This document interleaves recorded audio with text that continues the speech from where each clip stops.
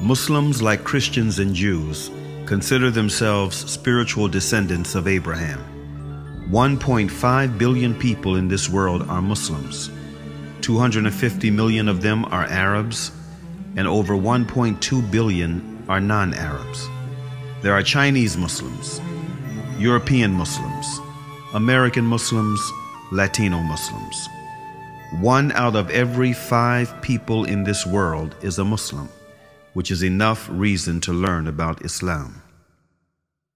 It is important to realize that Islam is not just a religion, but it is a complete, comprehensive way of life. It's not something that we only do on Fridays, but it carries over into our workplace, our families, our communities, and our friends. Linguistically, in the Arabic language, the word Islam comes from the root word salama. And from this root, you can have 3 different words with 3 different meanings. The first one is submission, the second one is purity, and the third one is peace.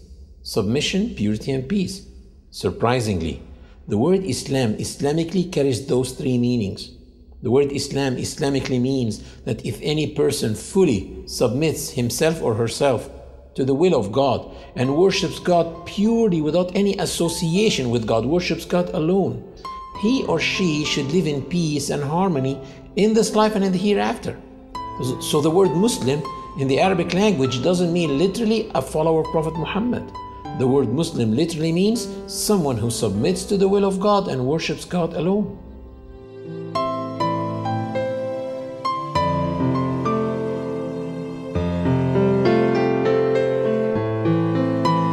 Muslims feel they are in harmony with the universe because the Quran mentioned several times that everything around them is submitting to the law of God and worshiping Him, while they are also worshiping and submitting to God. Do you not see that Allah is the one who is praised by all those who are in the heavens and in the earth? The very birds praise Him as they wing their flight. Each one knows its prayers and how to praise Him, and Allah has full knowledge of all their actions. The Quran stresses on the point of living in a worshiping universe, wherein every single being worships God in its own way, which may not be comprehended by man.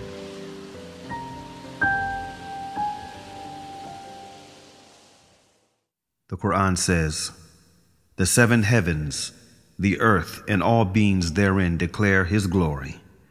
There is not a single thing that glorifies Him with His praise, but you do not comprehend their hymns of His glory." These verses become very inspiring for me when I hear the birds twittering early morning or at sunset. I say, oh my God, can this be their 2 prescribed times of prayer? Or when I go to the lake and I see the duck swimming in a V shape like that, I say, can this be a congregation prayer that they do? And this duck in the front, can it be the Imam duck? I look at the creation like musicians in a concert. Each one is playing one instrument, but at the end, all of them are contributing to the same tune. The universe is in harmony.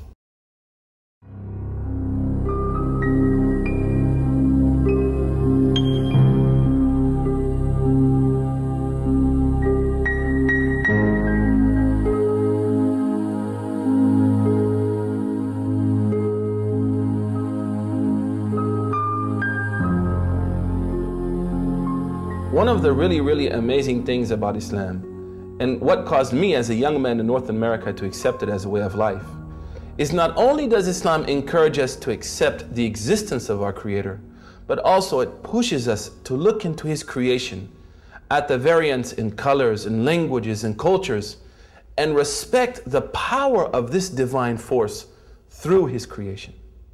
One of the most basic facts in Islam and most important beliefs is that there is a Creator. And one of the ways of recognizing His existence and mightiness is by studying creation. The Creator said to those who believe and those who do not believe in the Quran, "In the creation of the heavens and the earth, and in the alternation of the night and the day, there are signs for people of understanding."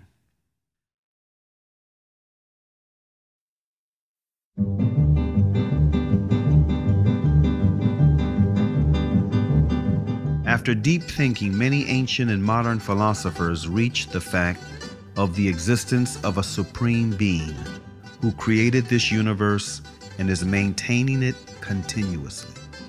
Aristotle, an ancient Greek philosopher and student of Plato, tried to demonstrate this fact, saying, "We hold, then, that the God is a living being, eternal, most good, and therefore life and a continuous eternal existence belong to the God, for that is what the God is." If people look around them, they will see the intelligent design everywhere and in their own selves. Take the eye as an example. The light reflects on the object and then reflects on our eye retina, where it is transferred into pulses to a place in the brain called the center of vision.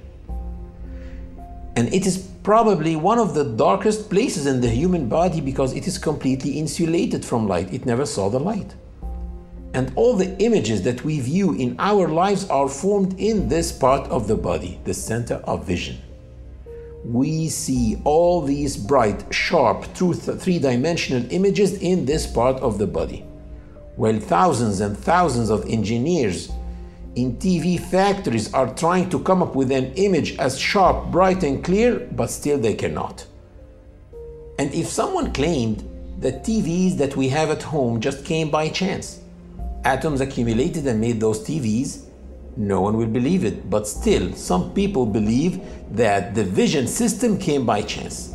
Same applies for hearing, taste, the way kidneys work, the way livers work, etc., etc. The Creator said in the Quran, were they created without a creator, or were they their own creators? René Descartes, a noted French philosopher and one of the most influential thinkers of modern times, was led to belief in God through doubt.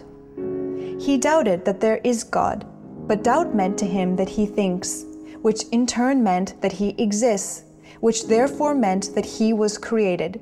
And since he did not create himself, therefore someone else must have created him, and that one should be the source of life. Can I be the author of my being? Or can I conserve myself at the present time? If this would be the case, then the idea of a perfect substance would be caused by my own mind. In order for this to be, I should have to be God Himself. As this, I am clearly not. Infinity is before finitude. Immanuel Kant, one of the most influential thinkers of modern times, who is regarded as the last major philosopher of the Age of Enlightenment, was impressed by all the variations, numerations, and synchronizations in this world that make the existence of an omnipotent supreme being a fact. This present world presents to us so immeasurable a stage of variety, order, fitness, and beauty. Whether we follow it up in the infinity of space or in its unlimited division, that even with the little knowledge which our poor understanding has been able to gather, all language, with regard to so many inconceivable wonders, loses its vigor, all the numbers their power of measuring, and all our thoughts their necessary determinations, so that our judgment of the whole is lost in a speechless but all the more eloquent astonishment. And in another message which